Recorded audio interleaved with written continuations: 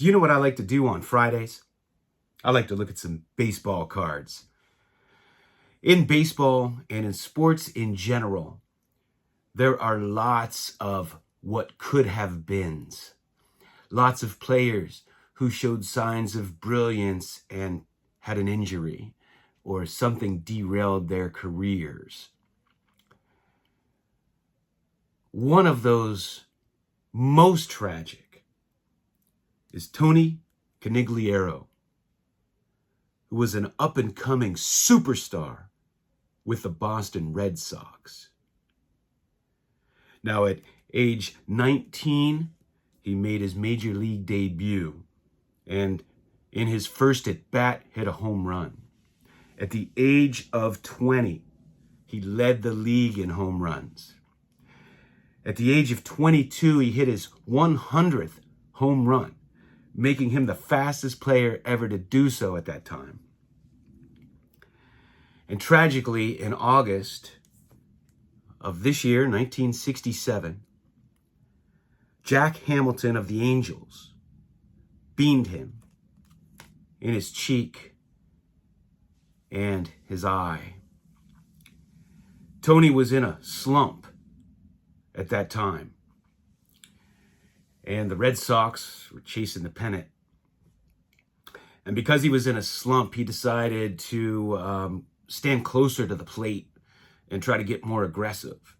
And of course, back then, pitchers would brush you off if you stood too close to the plate, and Tony was prone to get hit anyway because he was such a good hitter. It was a tragic injury that damaged his eye in a big way. He tried to make a comeback. He missed all of 1968. And in 1969, he hit 20 home runs in a comeback, but he couldn't see so good. In 1970, he hit 36 home runs and 116 RBIs. But his eyesight was diminishing. And he said that in spring training, he said sometimes the ball would be in the catcher's mitt and he had never seen it coming. And that standing up there just risked him dying, really. There were 5 people who reached out to him or his doctor and offered their eyes if he could do an eye transplant because he was so beloved in Boston, including a little kid. He eventually lost more and more of his eyesight. He thought about giving pitching a try, but he was still at risk of line drives and so forth because he just couldn't see out of that eye and it was diminishing. It eventually affected his brain, and his brother says, you know, we still call him Tony, but he's not the same person. So after trying, to make a comeback, he finally retired in 1975.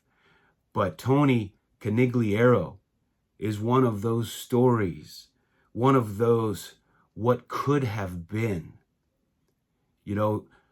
If he had a full career, would he have been fantastic? His entire career, would he have been a Hall of Famer? Would he have been as beloved as Yaz? Just one of those tragic stories. And his brother said he never once, ever complained about his injury and not being able to play. But Tony Conigliaro, I love to collect cards of not only the greatest players, whether that was for 20 years or one season, but also people that have a great story. And if you're going to collect players who were great, regardless of the amount of time they were great, you have to collect Tony Conigliaro. Thanks for watching.